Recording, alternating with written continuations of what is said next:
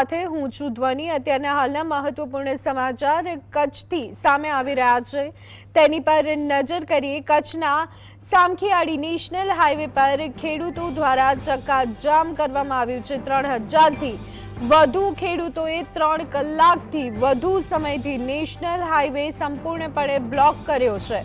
3 મહિનાથી વધુ સમયથી વીજ લાઇનમાં કંપનીના મનમાની સામે ખેડૂતો આંદોલનના રસ્તે જોવા મળી રહ્યા છે। નેશનલ હાઈવે પર બંને તરફના વાહનો જે છે તે અટવાયા છે અને કિલોમીટરો લાંબો ટ્રાફિક જોવા મળી રહ્યો છે। વીજ લાઇન મુદ્દે ખેડૂતો રસ્તા પર ઉતર્યા છે। વાંઢિયામાં ખેડૂતોની મહાસભા બાદ નેશનલ હાઈવે બ્લોક કરવામાં આવ્યો છે। ઘણા લાંબા સમયથી આ મુદ્દો, પરંતુ તેમ છતાં નિરાકરણ ન આવવાના કારણે અત્યારે હાલ ખેડૂતો રોષે ભરાયેલા છે। મહિલાઓએ નેશનલ હાઈવે પર રામધૂન બોલાવી હતી। કંપનીએ આપેલું પોલીસ પ્રોટેક્શન હટાવવાની માંગ કરવામાં આવી રહી છે।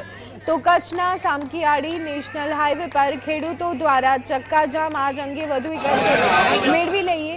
સંવાદદાતા પ્રવીણ અમારી સાથે જોડાઈ ગયા છે। પ્રવીણ, હાઈવે પર ખેડૂતો દ્વારા ચક્કાજામ, કચ્છ પાસેથી મળતા સમાચાર, શું વિગતો? બહુ મોટા સમાચાર છે ધ્વનિ, કેમ કે આ પહેલા જ્યારે ટ્રક એસોસિએશનની હડતાલ હતી માત્ર અડધો કલાકમાં જ ચક્કાજામ કર્યું હતું અને બાદમાં સરકારે વાત માની હતી, પરંતુ 120 દિવસથી જે આંદોલન ચાલી રહ્યું છે, આજે કિસાન સંઘ અને ખેડૂતોની વાંઢિયામાં મહાસભા હતી અને એ પછી તમામ જે ખેડૂતો છે એ આવ્યા રસ્તા પર। આ દ્રશ્યો છે સામખિયાળી હાઈવેના છે।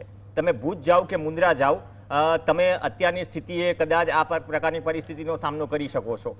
4 વાગ્યાની આસપાસના દ્રશ્યો છે અને રાત્રે પણ આ જ પ્રકારની પરિસ્થિતિ છે।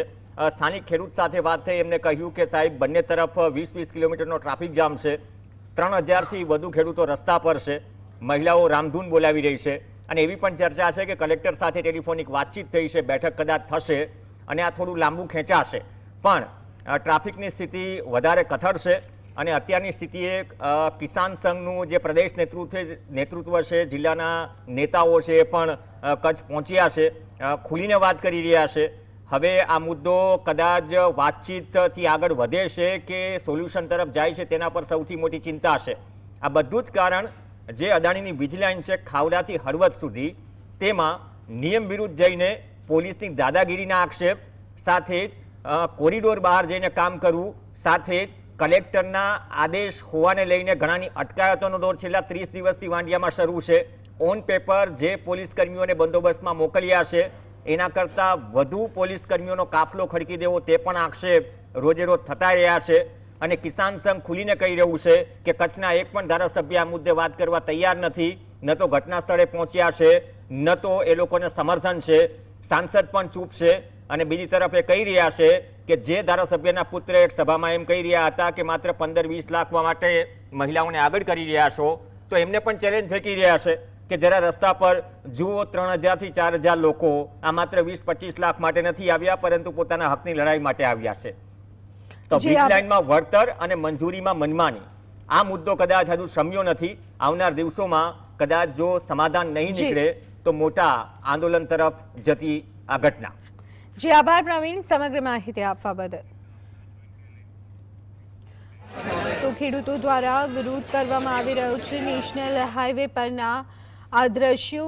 વાંઢિયામાં ખેડૂતોની મહાસભા થઈ હતી અને પરંતુ તેમ છતાં નેતાઓ જે છે તે મૌન જોવા મળી રહ્યા છે। કચ્છમાં હાઈવે પર ચક્કાજામના દ્રશ્યો સામે આવી રહ્યા છે, ત્યારે પહેલા મહાસભા અને ત્યારબાદ જે રીતે ચક્કાજામ કરવામાં આવ્યા છે, તો આપણે અદાણી જોડે આવા નીચા ના નમી જાય અને પ્રશાસન આ ફરજ છે ને ધારાસભ્યોની ફરજ છે। કચ્છના ધારાસભ્યોની ફરજમાં આવે, હવે એમને શું લઈ લીધું કે શું દઈ દીધું એ અમે જાણતા નથી, ભગવાન જાણે। તો એ પ્રતિનિધિ છે સમાજનો અને એ પ્રતિનિધિઓ 6 હોવા છતાં આજે અમારે પ્રદેશની આખી ટીમને કચ્છમાં આવવું પડ્યું। પરિસ્થિતિ ખેડૂતોના ખેતરમાં અમે નજરે જોયું છે, તો ઉભા પાકની અંદર થોભલા ઉભા કરવામાં આવે છે, પોલીસનો મોટો કાફલો ખડકી દેવામાં આવ્યો છે અને ખેડૂતોને કોઈ પણ સોંભળ્યા વગર, વળતર આપ્યા વગર પોતાની જો હુકમીથી આ કામ કરવામાં આવ્યું છે. અત્યારે પ્રદેશની આખી ટીમ કચ્છમાં આવી છે, એનું નિરીક્ષણ કર્યું છે. ભારતીય કિસાન સંઘને બહુ બતાવેલો સારો નથી. ના છૂટકે ભારતીય કિસાન સંઘ ગુજરાત લેવલે આંદોલન આપવાની ફરજ પડે. પ્રધાન દેશની અંદર ખેડૂતોની બરબાદી ચલાવી ન લેવાય. આવડા મોટા સંગઠનની હારે જે કઈ પોલીસ દમન કરે છે ખેડૂતો હારે એ વ્યાજબી નથી. કારણ કે ખેતી પ્રધાન દેશની અંદર ખેડૂતોને ભોગે કોઈ વિકાસ ન થવો જોઈએ. ખેડૂતોના ભોગે વિકાસ થાય ચલાવી ન લેવાય. કારણ કે ખેડૂત અત્યારે આ વીજ લાઈન નીચે ખેતી કરી શકે એમ નથી. આ વીજ લાઈન નીચે શોર્ટ આવે છે. આવી બધી પરિસ્થિતિની અંદર ખેડૂતો વધેલી જમીનની અંદર કેવી રીતે કામ કરી શકશે? બીજા નંબરમાં એની જે કઈ બજાર કિંમત છે એ પ્રમાણે એને વળતર આપવું જોઈએ.